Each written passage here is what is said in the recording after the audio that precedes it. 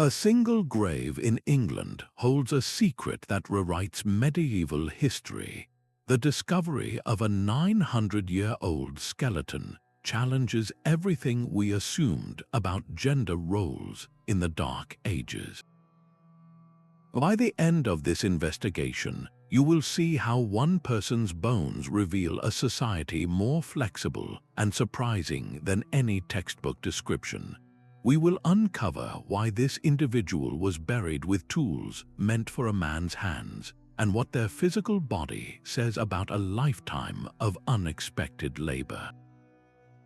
How much of what we think we know about the past is actually just a story we tell ourselves? The quiet English field gave up its secret one careful brushstroke at a time.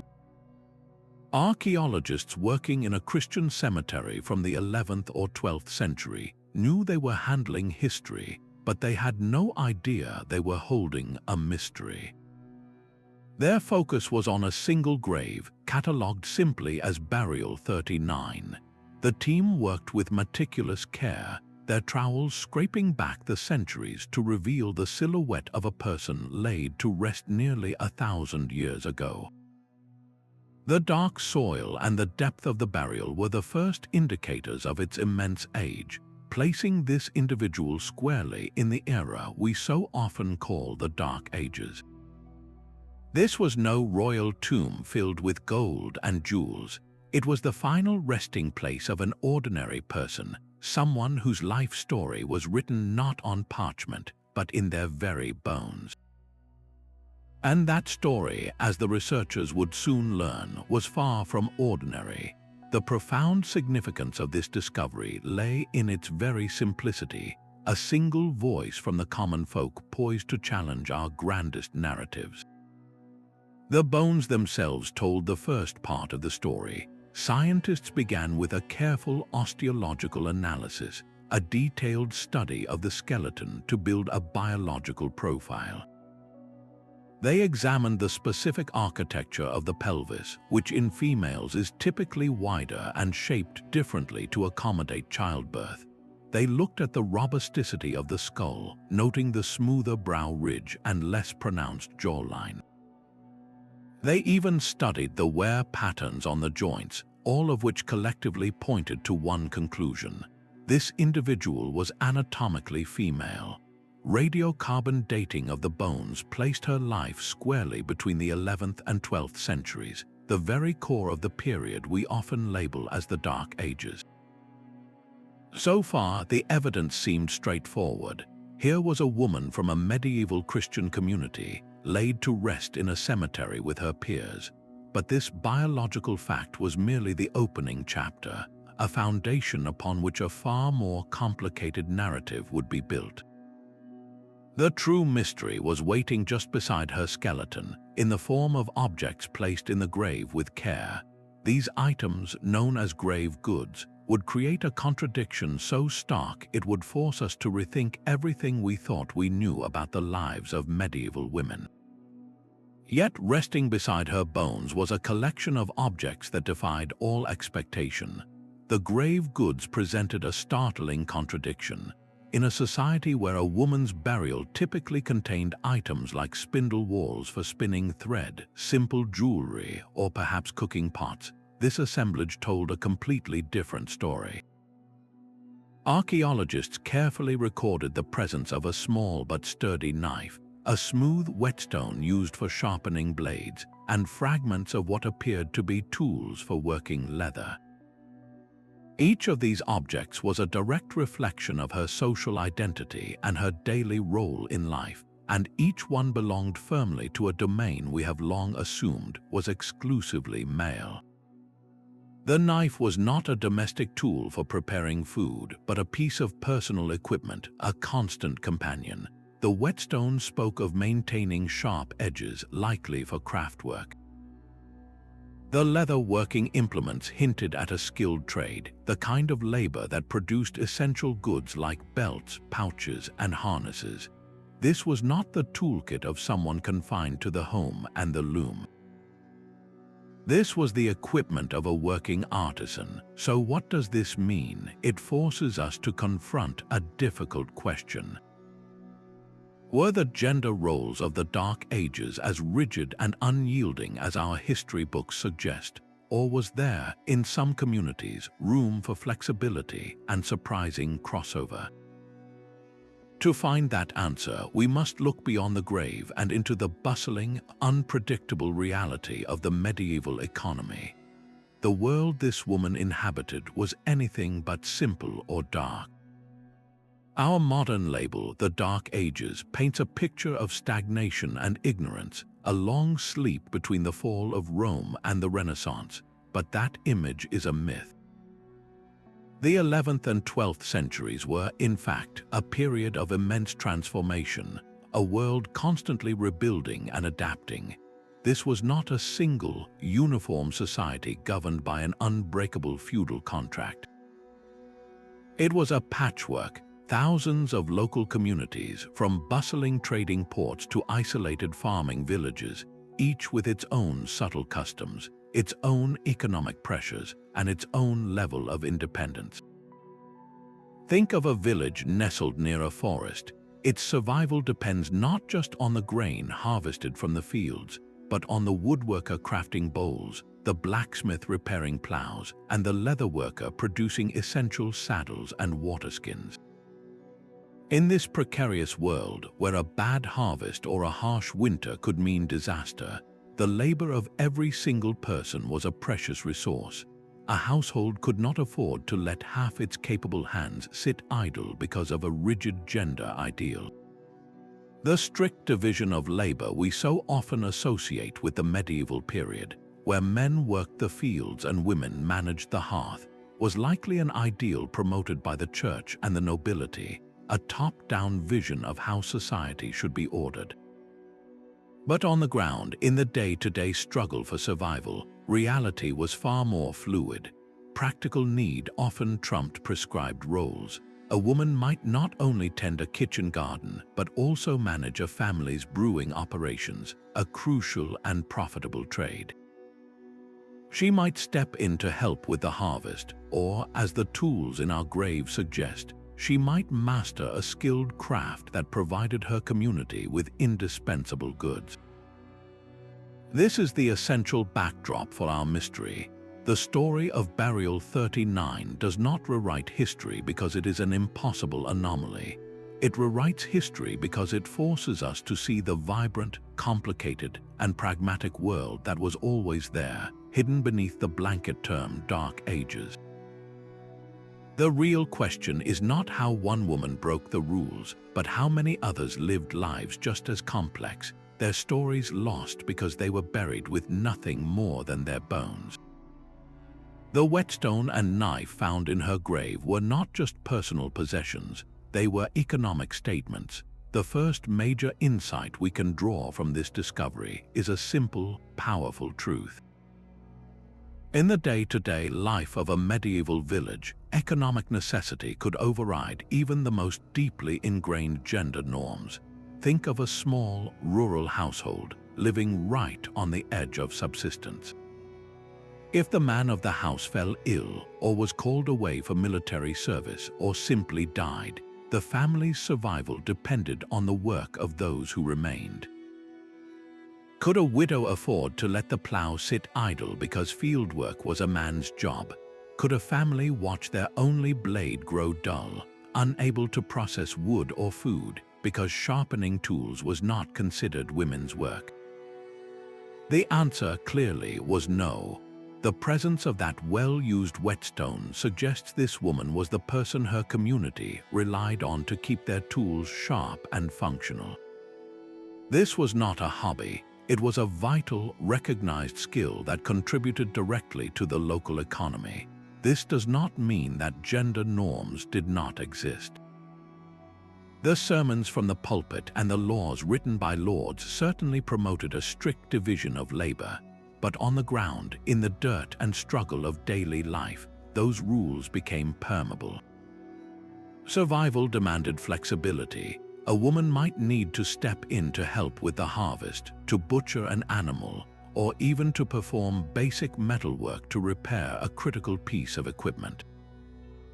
This pragmatic reality reveals a layer of social complexity that the written records of the elite almost completely ignore.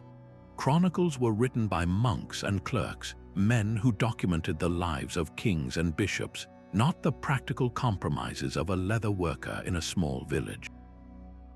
The story of Burial 39 forces us to listen for the voices that history never wrote down. The quiet hum of non-elite life where the need to eat tomorrow often trumped the ideals of yesterday.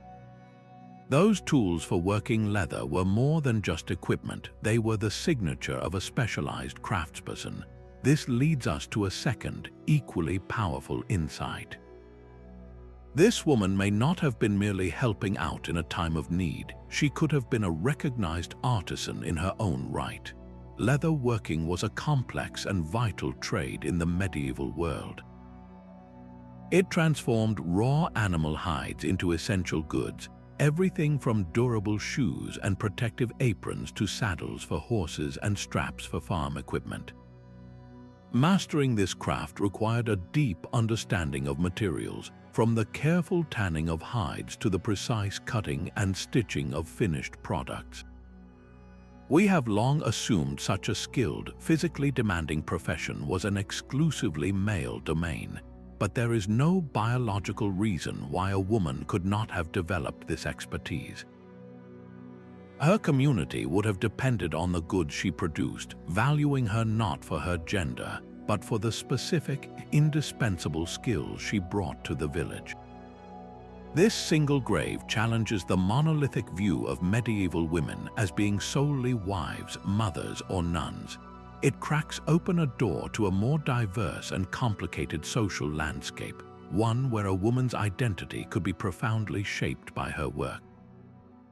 To hold such a role would have granted her a measure of economic independence and social standing that history has largely denied her sisters. But was this a life of privilege or one of immense physical hardship? The answer lies not in the objects buried with her, but in the very bones that tell the story of her body. Her own bones tell the next chapter of this story, a biography written not in ink but in calcium and strain. This field of study is called osteobiography, the reading of a life from the skeleton itself. Scientists examined her remains for musculoskeletal stress markers, the subtle ridges and grooves on the bone where powerful muscles were anchored for a lifetime. What they found was a body shaped by relentless, repetitive labor.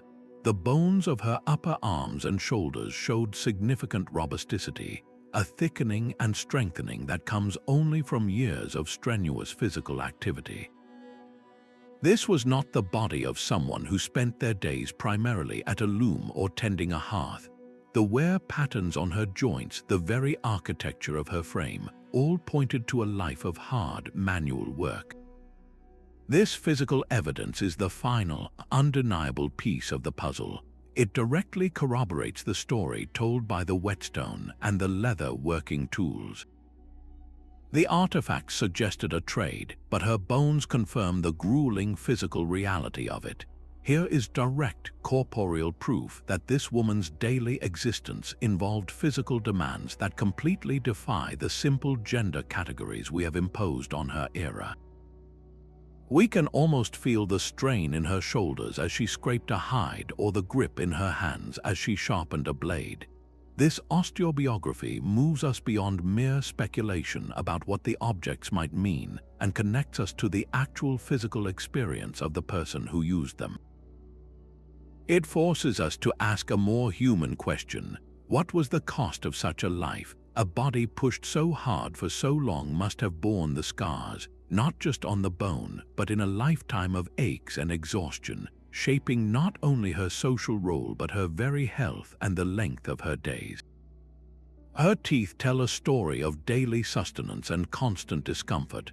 Dental analysis revealed significant wear, ground down by a diet of coarse, gritty bread and other tough foods. Deep within her jaw, the shadow of an abscess showed evidence of a chronic infection. a persistent, throbbing pain that would have been a constant companion in an age without modern dentistry. Her skeleton also bore the marks of a life lived hard, healed fractures, perhaps from a fall or an accident during labor, and the clear signs of degenerative joint disease painted a picture of a body pushed to its limits. Every movement in her later years likely came with a reminder of the physical toll her work had taken, yet these healed injuries are as telling as the injuries themselves. A broken bone that mends properly requires rest and care. The fact that her body had recovered from these traumas strongly suggests she was not left to fend for herself. Someone in her community, perhaps her family or fellow villagers, provided the support necessary for her to heal. This simple act of care speaks volumes about her value to those around her. She lived to an estimated age of 40 to 45 years, a lifespan that was not unusually short for the era. Reaching this age, despite the physical hardship and the ever-present threat of disease and famine, marks her as a resilient survivor. Her body's endurance, its ability to withstand and recover, makes a powerful, silent argument. Strength and physical capability were not the exclusive domain of men. This resilience, however, was not just a matter of personal fortitude. It was deeply intertwined with the spiritual beliefs of her time, a worldview that saw purpose and protection in the tools she used every day. Her burial in consecrated ground is a powerful statement of belonging. This was not a person on the fringes of society, laid to rest in a forgotten corner. They were given a place of honor within the community's sacred space, a clear signal they were considered a full member of the parish. This fact creates a fascinating tension with the official teachings of the medieval church. From the pulpit, priests preached a doctrine that emphasized female modesty, domestic virtue, and submission to male authority. The ideal woman, according to this high-level doctrine, was a quiet figure, confined to the roles of wife, mother, and pious homemaker. Yet here, in the same soil blessed by that very church, lies a woman buried with the tools of a manual trade. So how do we reconcile this contradiction? The answer lies in the vast gap between centralized doctrine and local reality. The medieval world was deeply layered with older beliefs and practical necessities. In villages across Europe, ancient folk practices and the veneration of local spirits often coexisted with Christian rituals. More importantly, people found inspiration in the church's own stories of formidable female saints. Women like Saint Martha, who was depicted taming a dragon with holy water, or the countless abbesses who managed vast estates and advised kings, provided models of female strength and capability that existed alongside the ideal of the submissive wife. The daily life of a parish also created its own demands. A congregation needed its bread baked, its ale brewed, its candles made, and its leather goods produced. The priest himself depended on the labor and skills of his flock, both men and women, to sustain the physical community that supported his spiritual one. The full acceptance of this woman's Christian burial, tools and all, suggests her community, and likely their local priest, saw no sin in her work.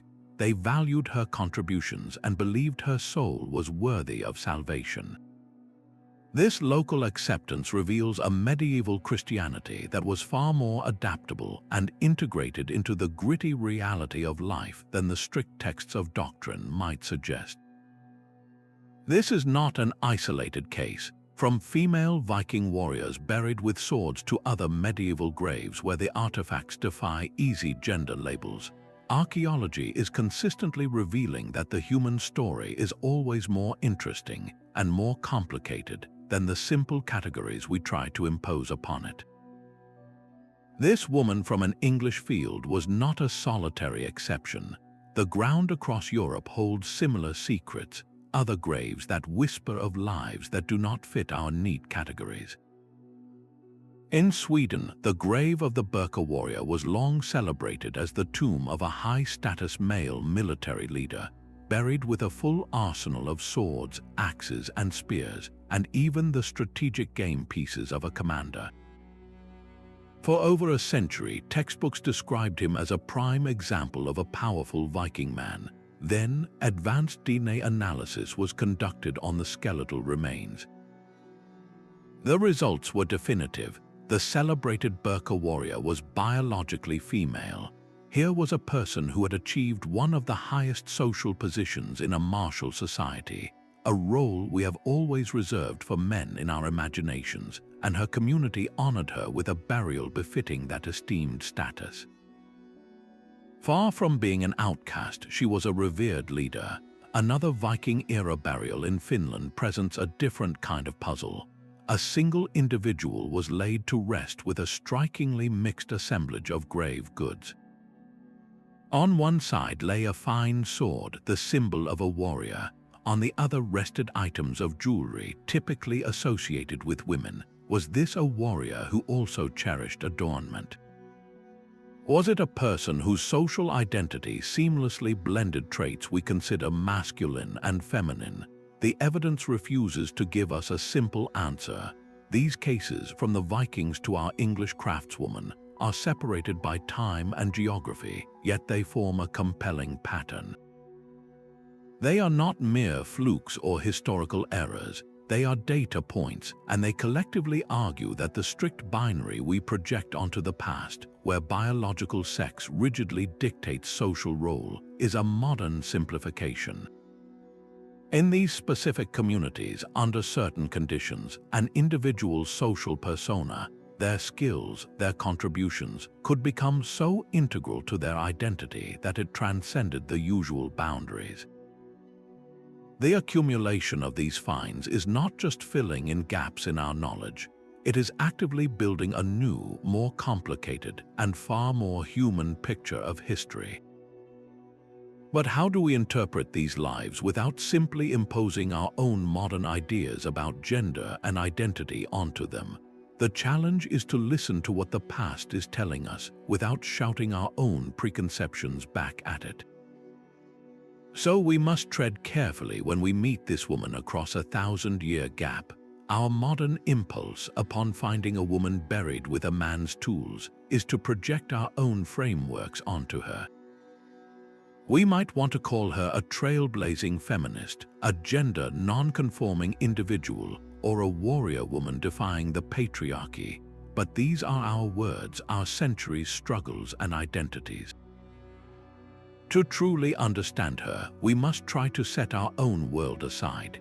The medieval mind did not organize itself around a simple binary of male versus female in the way we often assume.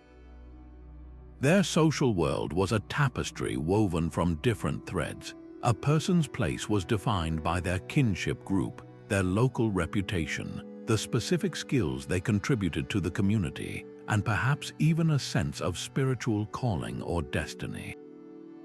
In such a world, what mattered most might not have been whether you were a man or a woman, but whether you were the person who could sharpen the plowshare before the planting season, or the one who could craft a durable harness for the village's only ox. Her identity was likely rooted in being the leather worker, the skilled hand with the whetstone, a vital node in her small community's network of survival. This is not to say that biological sex was irrelevant. The laws and sermons of the time certainly emphasized different roles for men and women, but on the ground, in the practical reality of daily life, these categories could bend.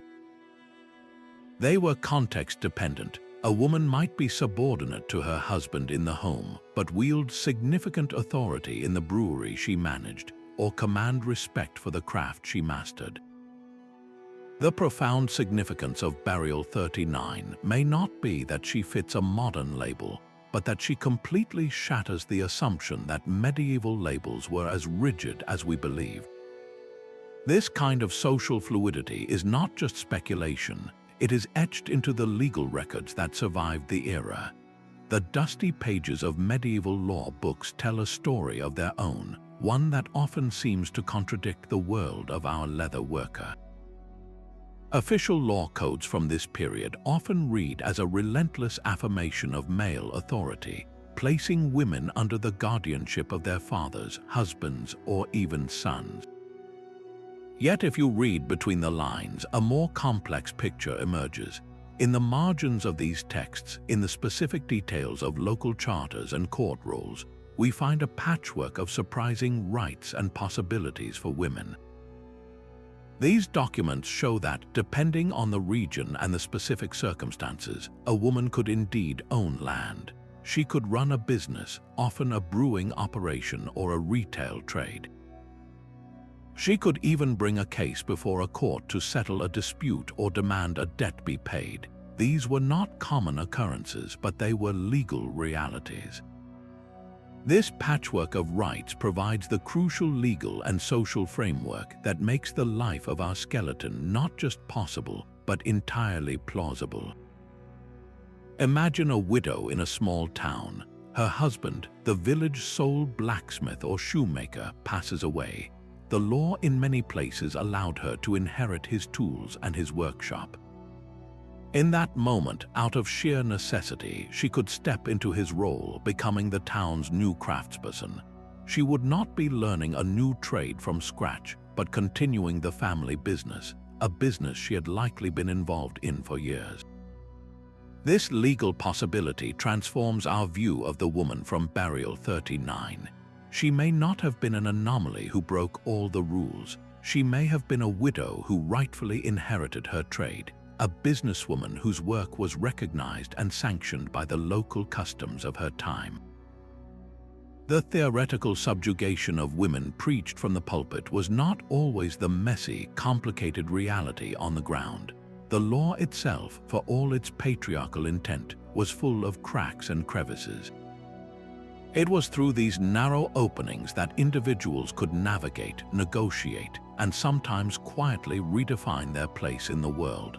A woman's daily activities, the very labor that shaped her bones and defined her social value, could be directly influenced by these local legal customs. And in the end, it was that hard-won social identity, that respected role as the leather worker, that her community chose to honor by burying her with the tools of her trade. Her grave goods were not a secret rebellion, but a public declaration of a life that the law, in its own imperfect way, had helped to make possible. But the law was only one thread in the rich tapestry of her world. Beyond the written statutes and the Sunday sermons, another powerful force shaped the medieval mind, the enduring realm of folklore and oral tradition. Picture the long winter nights in a village hall, the fire crackling as a storyteller's voice filled the air. In these tales, women were not always passive or confined. They appeared as cunning heroines who outwitted giants, as master weavers whose skill could break a curse, or as wise women healers whose knowledge of herbs rivaled any physician's. These were not historical accounts, of course, but they were cultural mirrors. They reflected the anxieties, the aspirations, and, most importantly, the accepted possibilities within that society. A story about a woman saving her village with her intelligence creates a mental space where female capability is celebrated, not feared. The community that buried our craftswoman almost certainly shared such stories, passing them down through generations. This shared folklore could have fostered a subtle but powerful cultural attitude, one that was more flexible and accepting of real-world women who displayed strength, skill, or non-conformity. When the villagers saw a woman competently handling a knife or expertly working leather, it may not have seemed strange or transgressive. It might have simply reminded them of a character from a beloved legend, a figure they already understood and respected. This cultural layer adds profound depth to our understanding. A person's identity was not forged solely by the hammer of the law or the anvil of the church. It was also woven from the stories their community told about itself, stories that defined the very boundaries of their social network and what it meant to be a valued member. Her burial was a community project, a final act of care organized by those who knew her best.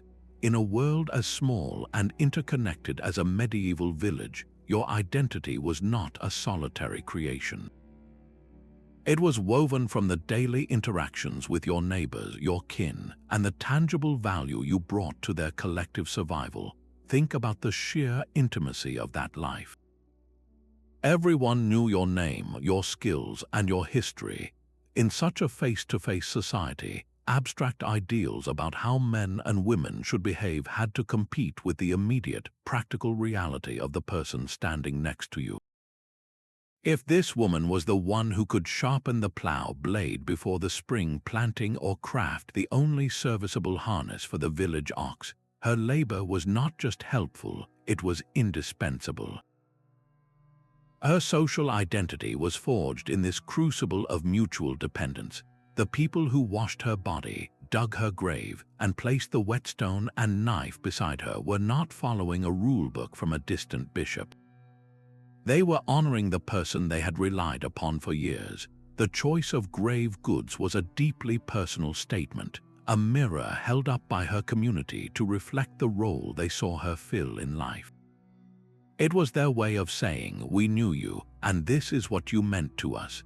This local recognition granted a form of social power that was entirely separate from the formal power of lords or churchmen. It was the quiet authority of being essential. Her status was not inherited through noble blood, but earned through the consistent application of skill. This kind of status was rooted in respect, a currency that held immense value in a world where everyone's fortunes were linked. Her kinship group, the extended family that formed her core support network, would have been the central architects of her funeral. Their decision to include the tools of her trade was a profound affirmation. It tells us they were proud of her work, that they saw her craft as an integral part of who she was, so much so that they wanted that identity to accompany her into the afterlife. This was not a quiet secret or a shameful contradiction. It was a public celebration of a life lived in service to the people around her. The acceptance we see in this grave is the ultimate evidence that, for the common people of the Dark Ages, your worth was measured less by your gender and more by your contribution to the whole. But this local, earned status raises a final, compelling question. If individuals could navigate their social world with such flexibility, what does that tell us about the very structure of power in the medieval era? The formal east-west alignment of her grave was a powerful statement of belonging. In a medieval Christian community, this was not a random placement. It was a deliberate act orienting the body towards the rising sun and the anticipated resurrection, a ritual reserved for those in good standing with the church and their neighbors. This was no anonymous pit for a social outcast or a stranger. It was a place of honor among her peers, a final rest within the hallowed ground that cradled her entire community. The tools buried with her were not hidden away in shame, as if to conceal a secret life. They were placed proudly beside her, integral to the person her kin and neighbors were committing to God's care. This transforms our understanding completely. The performance of a trade we might label as masculine was not a source of stigma for her. It was quite clearly a cornerstone of her social identity, the very thing that earned her the respect necessary for such a dignified burial. Her status was not inherited through land or title, as it would have been for a noblewoman. It was earned. It was built day by day through the sharpness of her blade and the quality of her leatherwork, through the tangible value she added to the lives of everyone around her. This suggests a fascinating fluidity in the medieval social ladder for common folk.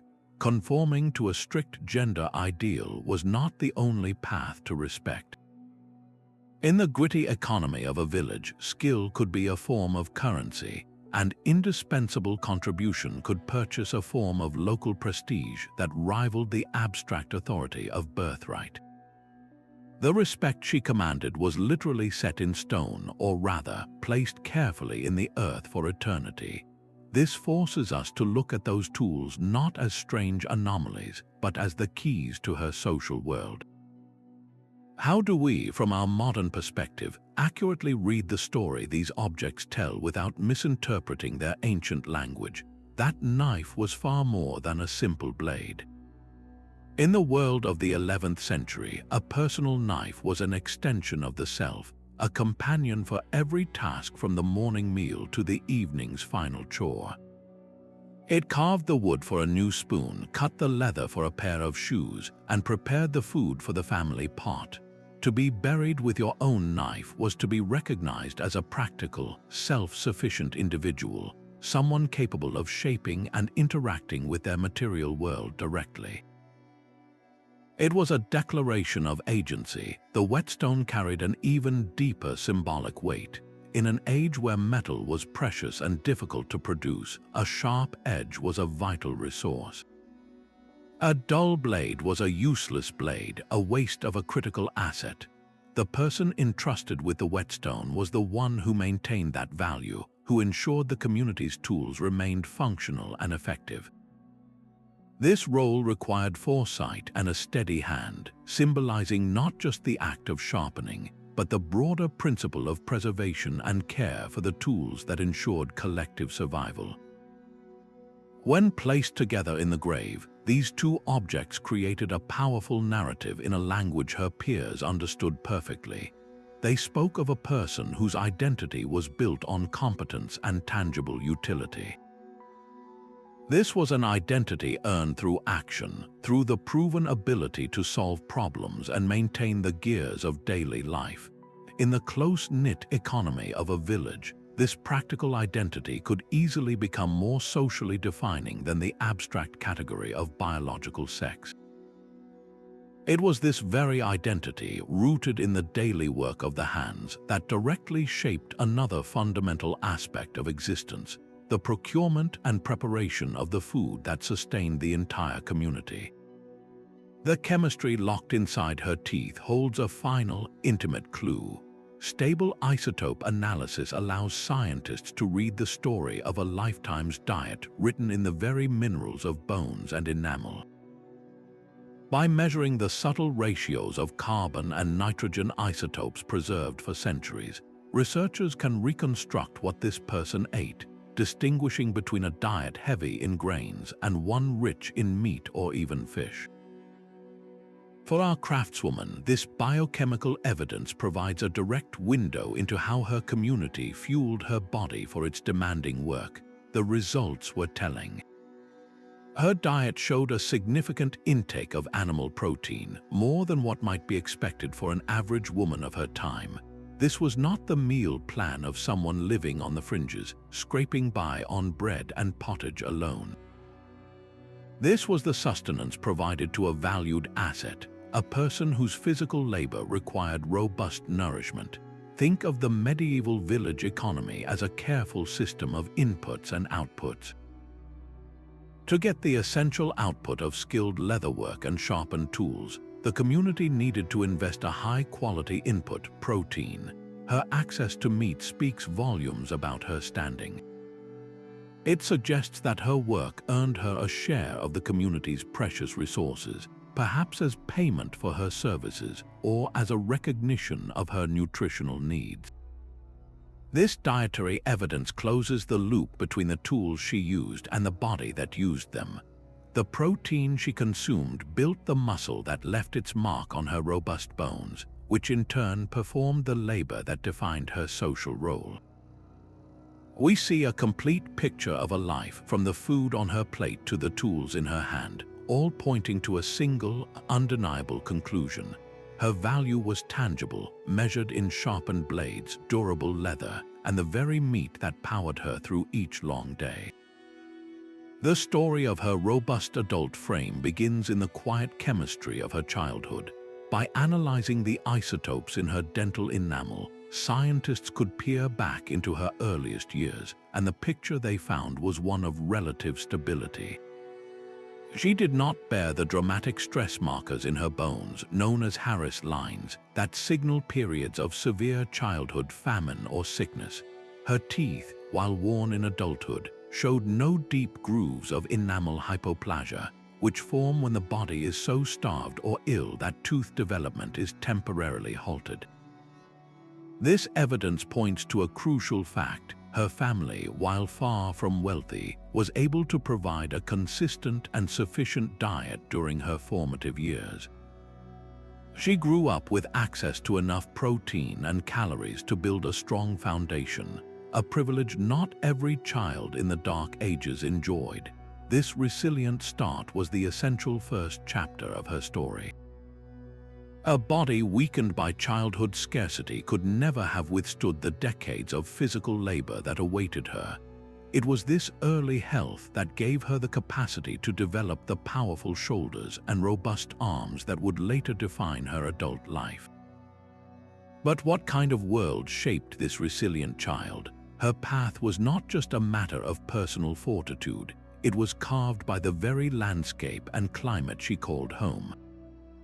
The specific region of England where she lived, with its particular soils and weather patterns, dictated what her family could grow, what animals they could raise, and ultimately, what opportunities for work would even exist.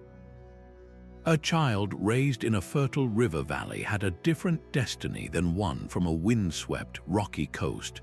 Her physical development was a product of this local environment, a biological echo of the land itself.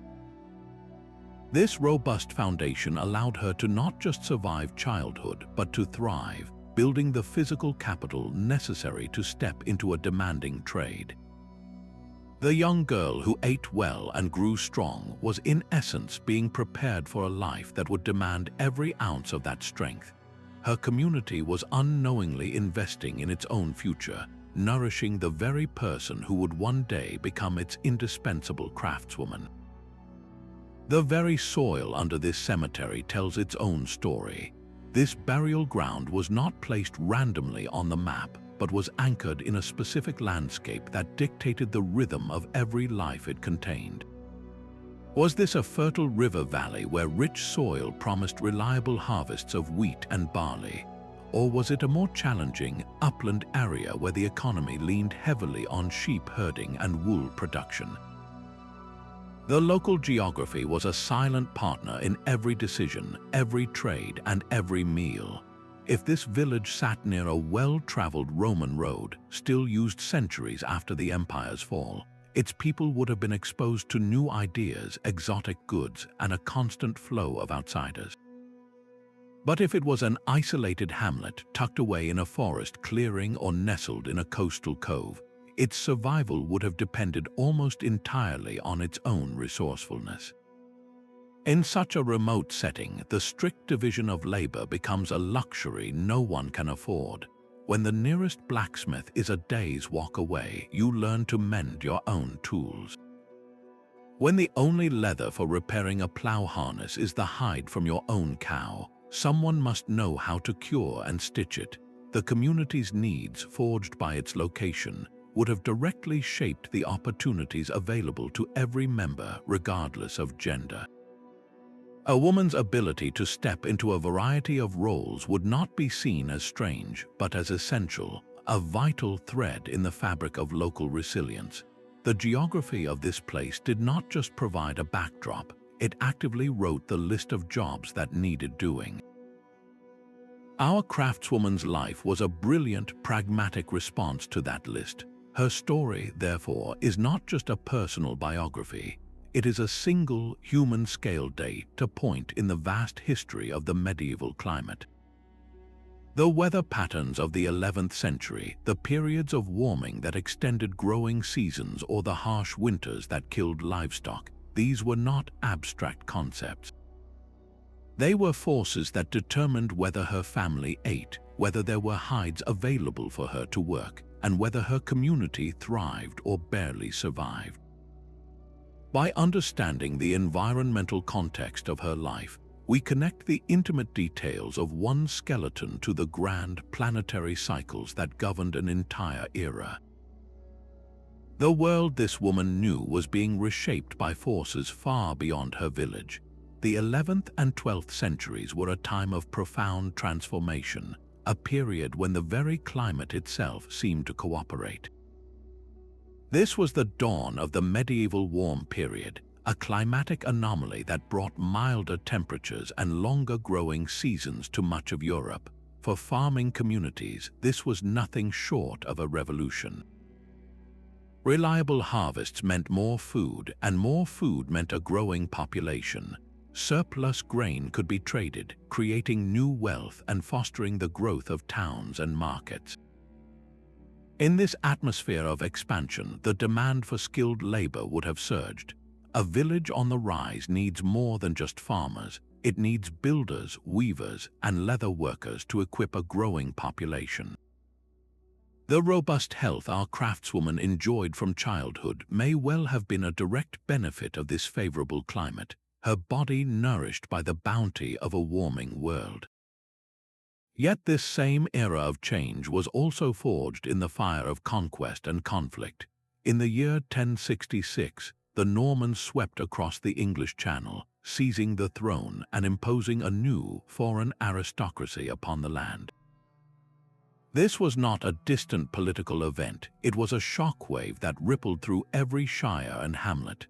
The old Anglo-Saxon lords were dispossessed, and new Norman masters demanded their taxes and their dues. This upheaval created displacement and uncertainty, but it also created strange new opportunities. Estates were reorganized, new towns were chartered, and trade routes were forcibly opened, connecting England more closely to the continent. Imagine the arrival of refugees from a neighboring village, their homes destroyed in the turmoil. A small, self-sufficient community would have to adapt quickly, absorbing new mouths to feed and new hands to employ. In such a fluid social environment, could a community really afford to be rigid about who did what work? The old rules might have simply broken down under the pressure of sheer necessity. A woman who already possessed a critical skill like leather working would have found her services in higher demand than ever before. Her craft could have been the very thing that helped her community weather the storm of historical change.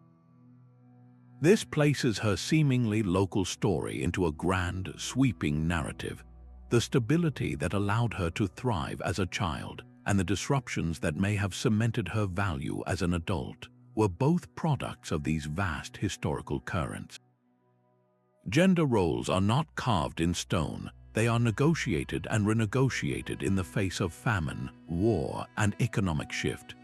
The quiet flexibility we see in her grave is a testament to that enduring human process. A single life illuminated by the light of a warmer sun and the shadow of a conqueror's flag. Every tool used to read this woman's life is a product of our own time. The silent chemistry of her bones, the hidden code in her teeth, none of it could have been decoded just a few decades ago. Archaeologists of the past had to rely on what they could see with the naked eye, the shape of a pot or the layout of a grave. Today, we can ask the evidence itself direct questions. We can extract ancient DNA from a tooth root to confirm biological sex with near certainty. We can use advanced radiocarbon dating to pinpoint her century with incredible precision. Isotopic analysis lets us read the story of her diet and her childhood environment from the microscopic minerals in her skeleton. These are not just incremental improvements, they are revolutionary leaps. They allow us to listen for whispers in the dust, to hear a human story where before we only saw a specimen in a box.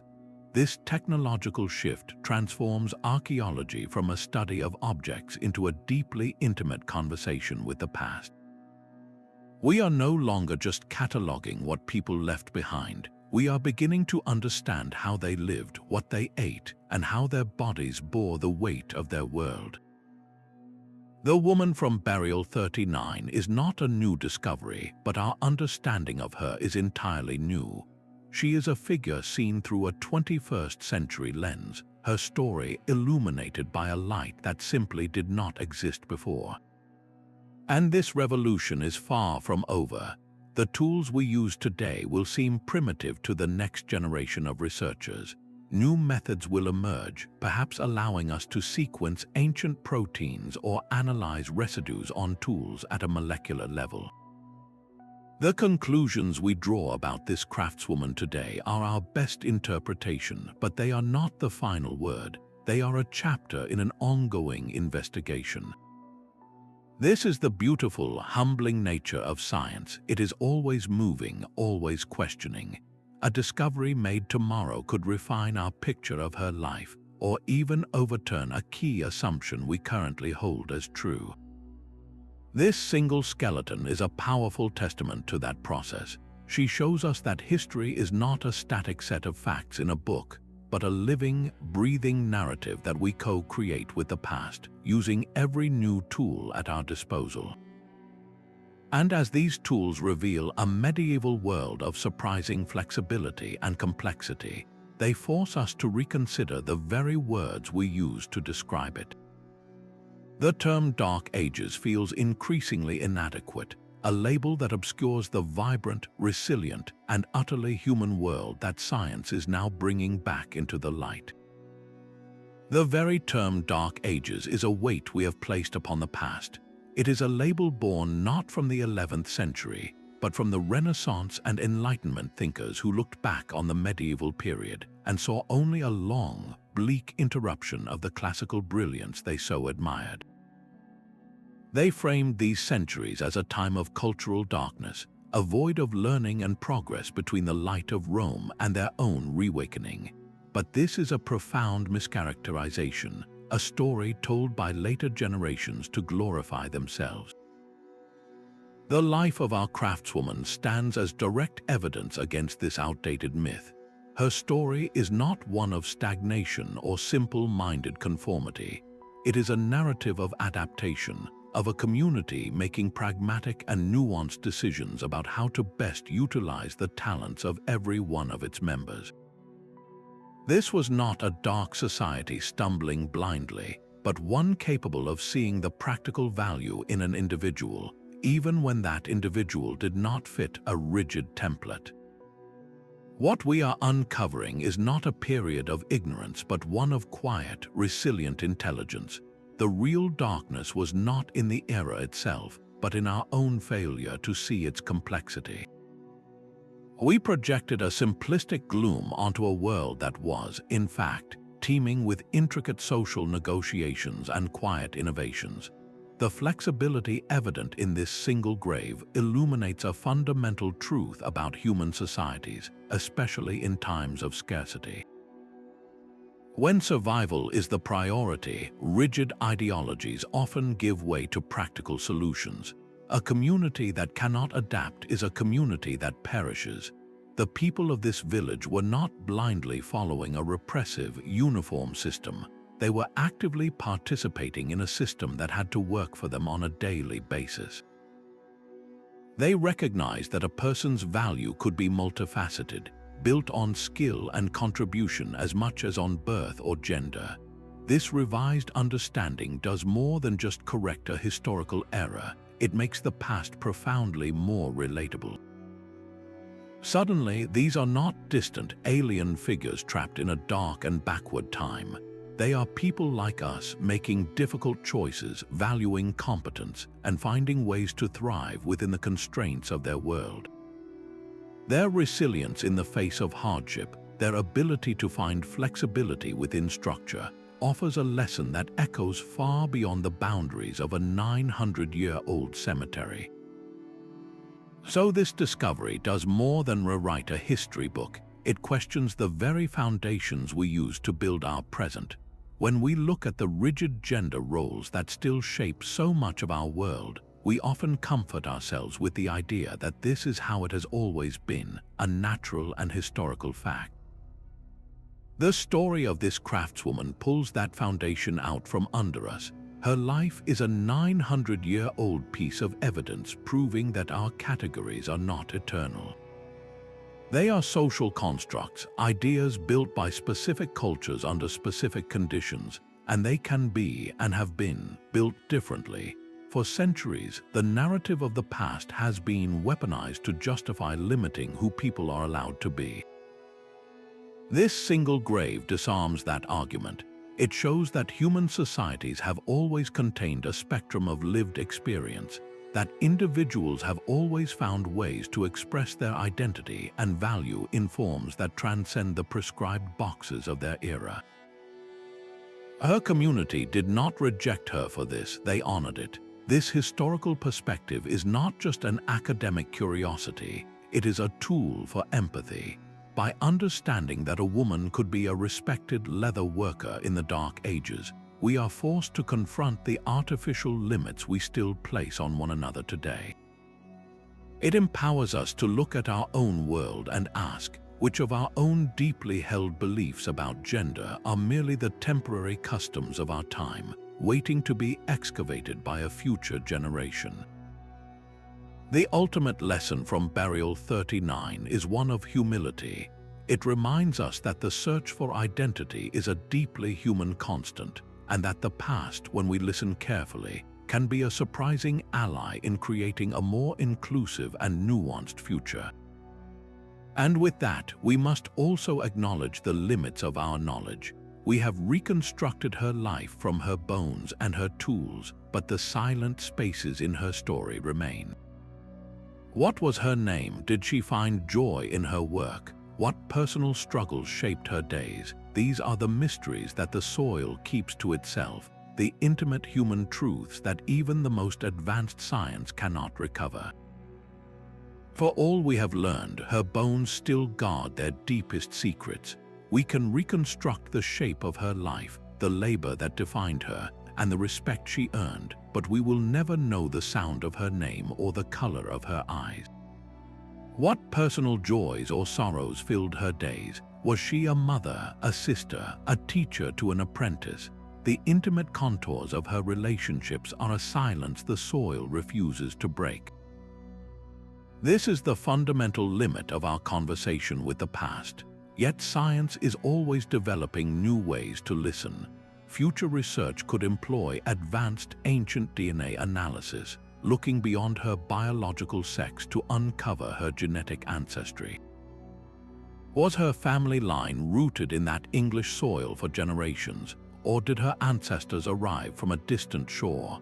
This same analysis could reveal hidden health predispositions, invisible conditions that may have shaped her daily existence.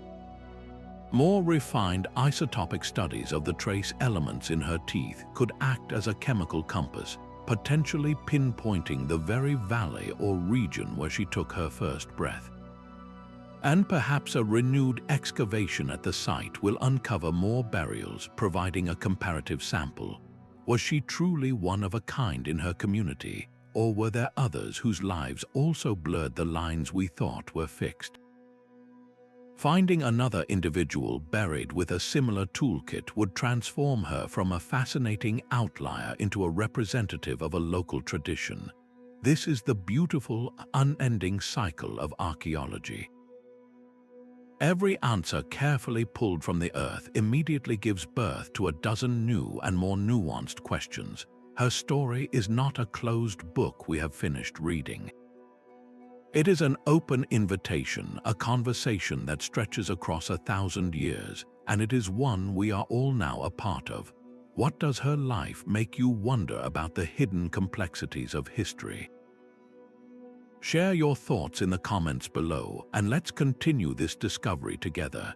This 900-year-old skeleton is far more than a collection of ancient bones. It is a key that unlocks a more honest and complex vision of the past. For too long, we have accepted a simplified story of the Dark Ages, one where men were the laborers and warriors while women were confined to the domestic sphere. This single grave shatters that illusion.